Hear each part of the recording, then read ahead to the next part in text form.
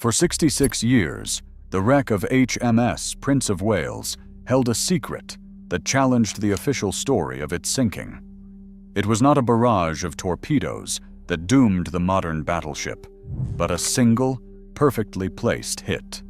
Marine forensic surveys of the wreckage reveal a catastrophic failure point deep within the ship's engineering spaces, a flaw that turned a technological marvel into a sinking tomb in just over an hour.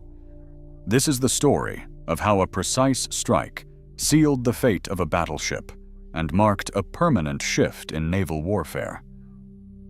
What put her there begins with the decision to send a visible symbol of British power to the Far East, the bold gamble of Force Z.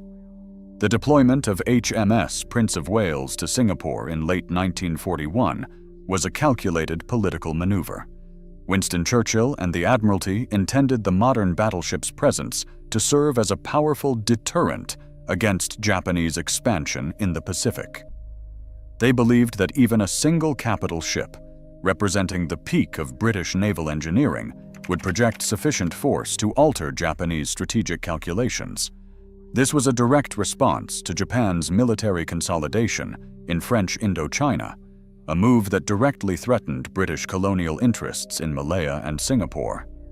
This strategic gamble, however, critically underestimated the capabilities of Japanese naval aviation and the evolving nature of warfare at sea.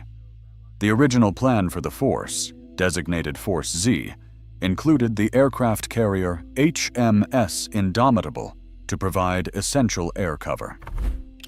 That plan was derailed on the 3rd of November 1941, when Indomitable ran aground in Kingston Harbor, Jamaica, then underwent 12 days of repair at Norfolk Navy Yard.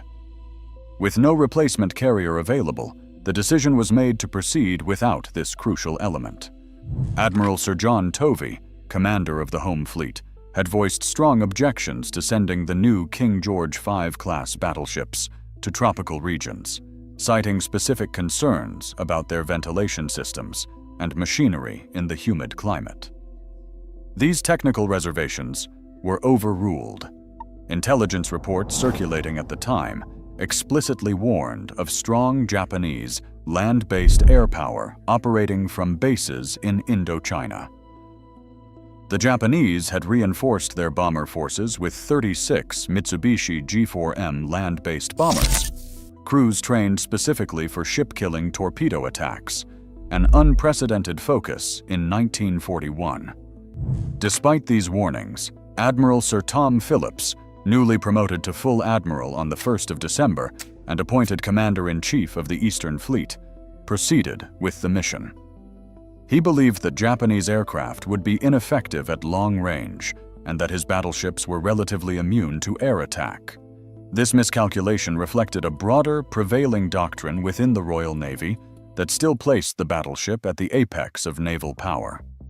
The supremacy of the big gun was an article of faith. On December 8th at 5:10 p.m., the ship sailed from Singapore, heading north into the South China Sea to locate and disrupt Japanese invasion convoys bound for Malaya. The absence of adequate AIR cover was a known and accepted vulnerability from the outset. Force Z advanced into waters within reach of trained bomber crews. 2 days later, the test of that doctrine arrived, on time and from above. 10 Minutes to Doom begins at a precise moment on December 10, 1941, when the geometry of attack and defense finally intersected over gray seas. At 11:40 a.m., the first torpedo attack developed. The battlecruiser Repulse, under Captain William Tennant, threw the ship into sharp turns and, for the moment, slipped the pattern. For HMS Prince of Wales, the outcome was different. One of 17 Mitsubishi G3M Nell torpedo bombers from the Genzen Air Group broke through the anti-aircraft umbrella and steadied for a stern approach. The torpedo ran true and struck the port side aft, right where her outer port propeller shaft exited the hull. To an observer, the single hit might have seemed manageable on a ship of such size and armor. The visible blast pattern was localized. Inside, the effect was catastrophic. The warhead detonated beside a densely packed engineering space, a junction never meant to absorb such force. The underwater explosion deformed the stern tube, the precisely machined housing that lets the shaft pass through the hull while maintaining a watertight seal. The seal failed. The still rotating shaft, suddenly unsupported and out of alignment, began to tear itself apart. Flanges sheared under torsion, metal buckled. This failure ripped open the shaft tunnel, containing the propeller shaft. Seawater surged into the cavity under pressure and drove forward. From the shaft tunnel, it broke into adjacent compartments.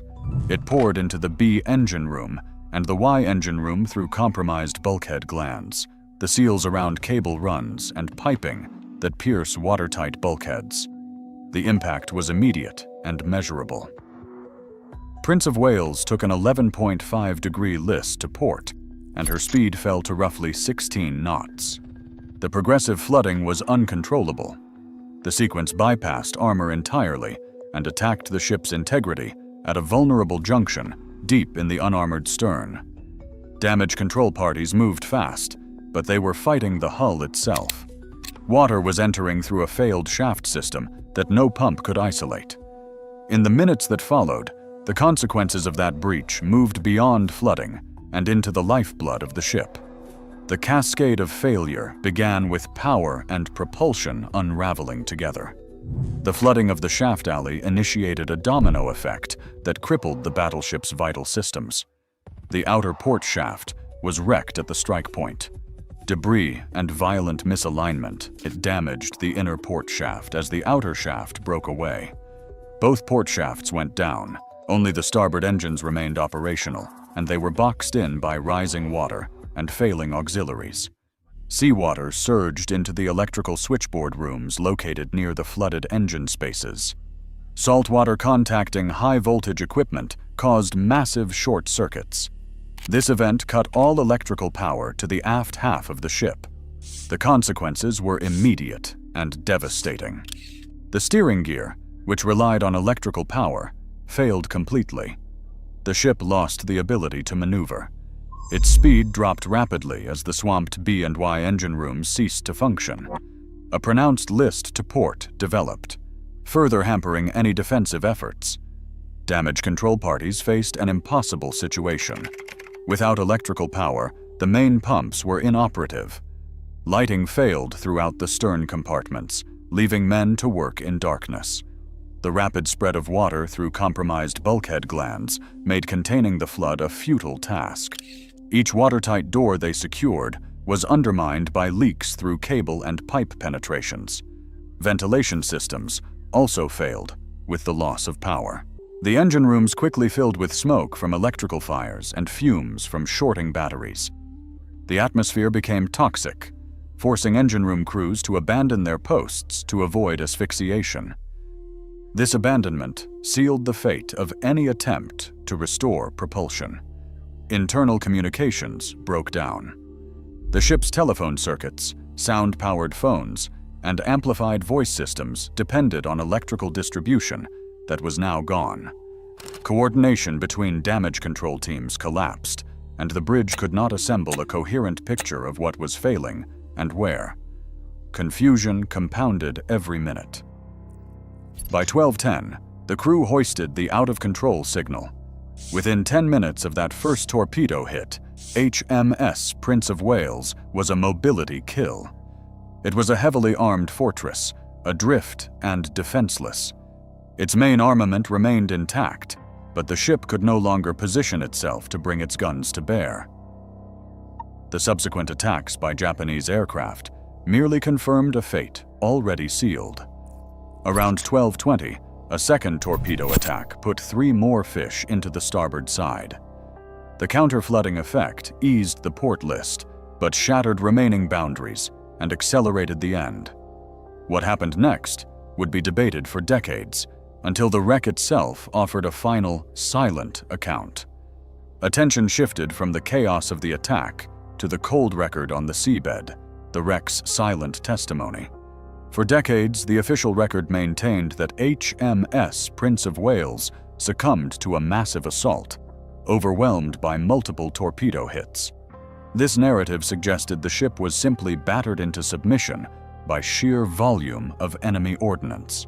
It was a resting place for the crew, but it did not immediately yield its secrets.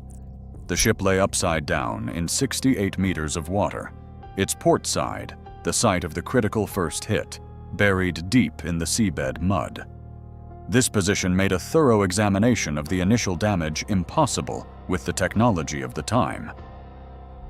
The breakthrough came in 2007 with a dedicated marine forensic expedition. Expedition Job 74, led by Kevin Denley, mounted 47 dives using mixed gas and closed-circuit rebreathers to extend bottom time and work methodically around the stern. Equipped with advanced sonar and remotely operated vehicles, the team conducted the first detailed archaeological assessment of the hull. Their mission was to map the damage with precision, creating a high-resolution digital model of the wreckage. They focused on the stern, where survivors reported the first torpedo had struck, and meticulously documented the twisted metal and shattered structures. The forensic evidence they gathered was conclusive.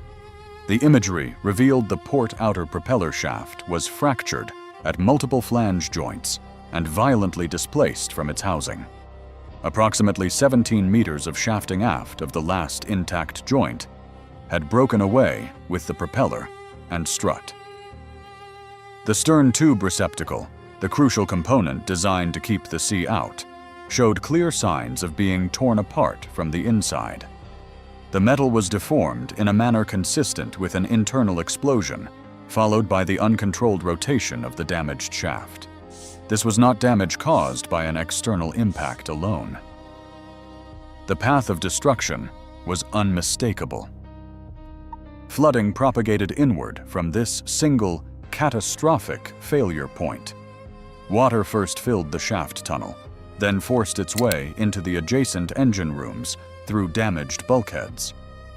The 2007 survey also confirmed there was only one torpedo hit on the port side, not the multiple impacts long assumed. Follow-up dives in 2008 and 2009 included penetration of the shaft tunnel, producing photographic evidence of internal damage unseen since the day she vanished into the deep. The wreck overturned a familiar story. It exposed a precise vulnerability and how air-delivered torpedoes could exploit it.